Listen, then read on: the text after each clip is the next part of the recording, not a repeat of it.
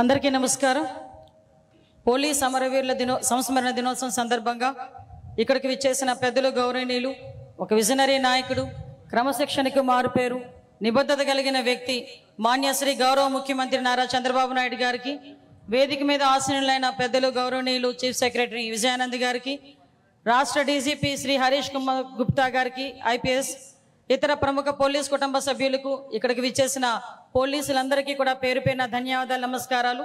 పత్రికా విలేకరుల సోదరులకు, నా సోదరి సోదరీమణులందరికీ కూడా మరొకసారి హృదయపూర్వక నమస్కారాలు తెలియజేసుకుంటూ, త్యాగానికి ప్రతీక, ధైర్యానికి ప్రతిరూపం, కర్తవ్యానికి కిరీటమైన పోలీసుల అమరవీరుల సంస్మరణ దినం సందర్భంగా ఈరోజు ఒక సాధారణ సంస్మరణ దినం కాదు, దేశ భద్రతకు, అదేవిధంగా రాష్ట్ర భద్రతకు మరియు ప్రజారక్షణకు పోలీస్ వ్యవస్థ చేసిన అపూర్వమైన త్యాగానికి చిహ్నమైన పవిత్రమైన రోజు.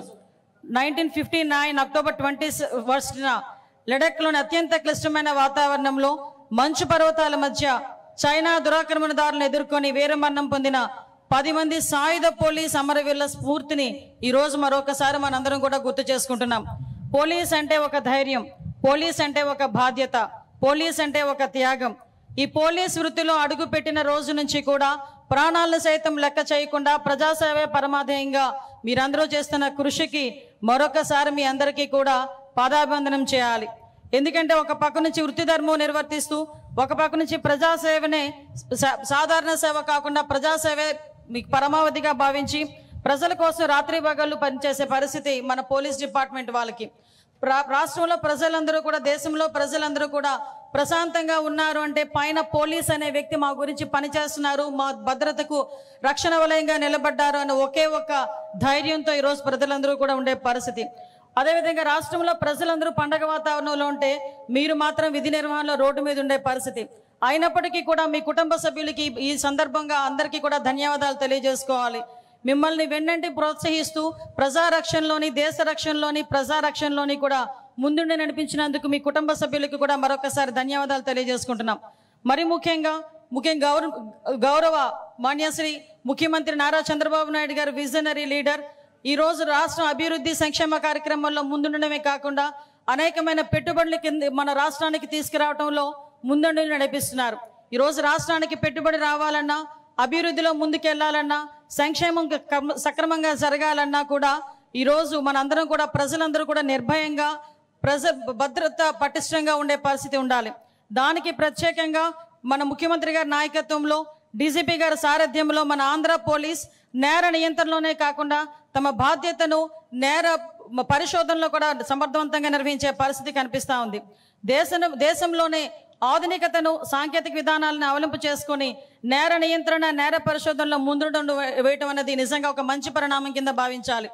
పర్టికులర్గా ఎప్పుడూ కూడా మహిళా రక్షణే దేశ రక్షణగా ఎక్కువగా భావించే వ్యక్తి, మహిళా రక్షణకి పెద్దపీట వేసే వ్యక్తిగా ప్రతిసారి కూడా తన అడ్మినిస్ట్రేషన్లో మహిళల్ని రక్షణగా ఉంచాలి, భద్రతగా ఉంచాలి, భరోసాగా ఉంచాలి. మహిళల ఎంపవర్మెంట్ అనేది దేశం తాలూకా అభివృద్ధికి సూచికగా నిలుస్తుందని నమ్మిన వ్యక్తిగా గౌరవ ముఖ్యమంత్రి గారు మహిళా రక్షణ దిశగా ముందు అడుగేయడం మనందరికీ కూడా తెలుసు. ఈరోజు శక్తి యాప్ని మనం ముందుంచి, అదేవిధంగా శక్తి టీములను ముందుంచి నడిపించడమే కాకుండా ఉమెన్ ప్రొటెక్షన్కి సెపరేట్గా ఒక సెల్ని ఏర్పాటు చేసి ఒక ఐజీ ర్యాంకర్ వ్యక్తిని కూడా ఈరోజు దానికి నియంత్రించే పరిస్థితి కూడా ఈరోజు మనందరం కూడా చూస్తున్నాం. ఈ మహిళా రక్షణ విషయంలో ఎక్కడా కూడా ఎటువంటి చిన్న నిర్లక్ష్యానికి గురి కాకుండా మహిళల మీద నేరం చేయాలన్నా, మహిళల మీద అఘాయిత్యం చేయాలన్నా కూడా భయపడే పరిస్థితి ఈరోజు మనందరం కూడా తీసుకొచ్చినందుకు ప్రత్యేకంగా పోలీస్ వ్యవస్థకి కూడా ధన్యవాదాలు తెలియజేసుకుంటున్నా. ఎన్డీఏ కూటమి ప్రభుత్వంలోకి రాగానే, అధికారంలోకి రాగానే అతిపెద్ద సవాల్ గాంజా. ఆ గాంజా ఆంధ్రప్రదేశ్గా మార్చిన గత ప్రభుత్వం నుంచి గాంజా రహిత ఆంధ్రప్రదేశ్గా మార్చడానికి గౌరవ ముఖ్యమంత్రి తాలూకా మానస పుత్రిక అనుకోవాలి ఈగల్ సంస్థని. ఆ ఈగల్ సంస్థ ఏర్పాటు చేయడానికి గౌరవ ముఖ్యమంత్రి గారు చేసిన కృషి మనందరికీ కూడా తెలుసు. ఈరోజు ఈగల్ టీంను ఒక పటిష్టపరచడమే కాకుండా వాళ్ళకి సాంకేతిక ఆధునిక పరికరాలతో సైతం ఈరోజు ఈగల్ని ఏర్పాటు చేసి గాంజా రహిత, మనకి డ్రగ్స్ రహిత ఆంధ్రప్రదేశ్గా మార్చడానికి మనందరం కూడా కృషి చేయటం. దానిలో భాగంగానే ఈగల్ టీం అంతా కూడా చాలా సమర్థవంతంగా పనిచేయడమే కాకుండా ఈ ఎన్డీపీఎస్ యాక్ట్లో కూడా ఈరోజు మన ఆస్తుల్ని జప్తు చేసే విధానాన్ని కూడా తీసుకొచ్చి ఈరోజు మరొక మన విజయంగా భావించాలి. గాంజా కల్టివేషన్ ఫ్రీ ఆంధ్రప్రదేశ్గా కూడా మార్చుకోవడానికి కృషి చేసిన ప్రతి ఒక్కరికి కూడా పేరు పేరున నేను ధన్యవాదాలు తెలియజేసుకుంటున్నా. ఈరోజు ఆపరేషన్ ట్రేస్ అని ఏర్పాటు చేసుకొని ఈ ఒక్క నెలలోనే సుమారుగా 670 మహిళల్ని మనకి తప్పిపోయిన మహిళల్ని కూడా ఈరోజు మనం తీసుకొచ్చిన పరిస్థితి కూడా మనకు కనిపించాం. ఆపరేషన్ సేఫ్ పేరిట ప్రతి విద్యా సంస్థల్లోని కూడా ఈ గాంజా రహిత ఆంధ్రప్రదేశ్గా మార్చడానికి చట్టాలని సైతం చిన్న వయసు నుంచి కూడా ముందుకు తీసుకెళ్లాలి, పాఠ్యాంశంలో చేర్చాలి, వాళ్ళకి ముందుగా చట్టాల విలువ తెలియాలి అని ఈరోజు పోలీస్ సిబ్బంది చేస్తున్న కృషిని కూడా గౌరవ ముఖ్యమంత్రి గారి సారథ్యంలో మనం చేస్తున్నందుకు నిజంగా చాలా ఆనందపడుతున్నాం.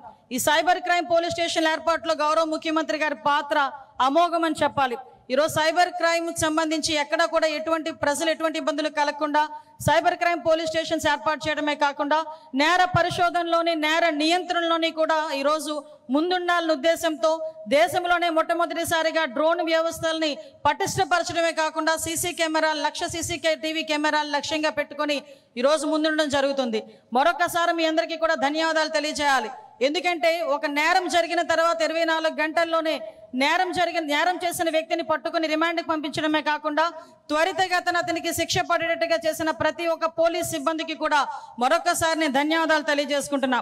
మీ అందరికీ తెలుసు, పోలీస్ సిబ్బంది పూర్తి శక్తి సామర్థ్యాలతో పనిచేయాలన్నా కూడా పోలీసులకు సంబంధించిన మనకి మౌలిక సదుపాయాలతో పాటు సంక్షేమం తప్పనిసరి అని తెలిసిన వ్యక్తి మన CBN. ఎన్నో ఆర్థిక ఇబ్బందులున్నా కూడా పోలీస్ సంక్షేమాన్ని వ్యవస్థకు బలోపేతం చేయడానికి అత్యంత ప్రాధాన్యత ఇస్తున్నందుకు ప్రత్యేకంగా ధన్యవాదాలు తెలియజేసుకుంటున్నా. పోలీసు నియామకాల్లో ఎప్పటి నుంచో పెండింగ్లో ఉండిపోయిన 6,100 పోలీస్ కానిస్టేబుల్ నియామకం చేసినందుకు కూడా ప్రత్యేకంగా పోలీస్ శాఖ తరపున ధన్యవాదాలు తెలియజేసుకుంటున్నాం.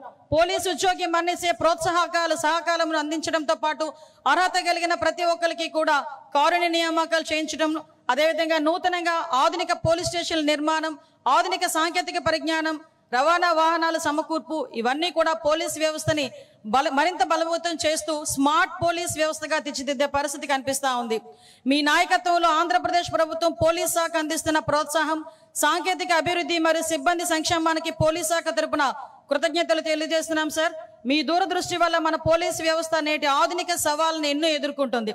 మీరు ఎప్పుడూ ప్రజల భద్రత, ప్రభుత్వ ధర్మం, కర్తవ్యం అని చెప్తూ ఉంటారు. ఆ మాటలు ప్రతి పోలీసు వారి బాధ్యత తెలియజేస్తుంది, ప్రజలకి ధైర్యాన్ని నింపుతుంది. మీ సారథ్యంలో, మీ నాయకత్వంలో మరింతగా ప్రజల భద్రత విషయంలో మరింత ప్రజాభిమానాన్ని గెలుచుకునే విధంగా ముందుంటామని తెలియజేసుకుంటూ మన CBN కళ భయరహిత, సురక్షిత, శాంతియుత ఆంధ్రప్రదేశ్ కావాలి. ఇది నెరవేరాలంటే పోలీసులు ప్రజలకి సహకరించుకోవాలి. పోలీసు వ్యవస్థకి యువత ఇంకొంచెం ముందుకు రావాలని మనస్ఫూర్తిగా కోరుకుంటున్నాం. పోలీసు సోదరులారా, మీ రాష్ట్రానికి గర్వకారణం. మీ సేవ ఎప్పటికీ చరిత్రలో నిలుస్తుంది. మీరు ప్రజల రక్షకులు మాత్రమే కాదు, రాష్ట్ర భవిష్యత్తుకు ఆశాకిరణాలు. అమరవీరుల ఆత్మకు మౌనవందనం చేస్తూ వారి త్యాగం మనకి మార్గదర్శనం కావాలని కోరుకుంటూ వారి కుటుంబ సభ్యులకు ఆ భగవంతుడు ధైర్యం ఇవ్వాలని మనస్ఫూర్తిగా కోరుకుంటున్నా. జై హింద్, జై ఆంధ్రప్రదేశ్.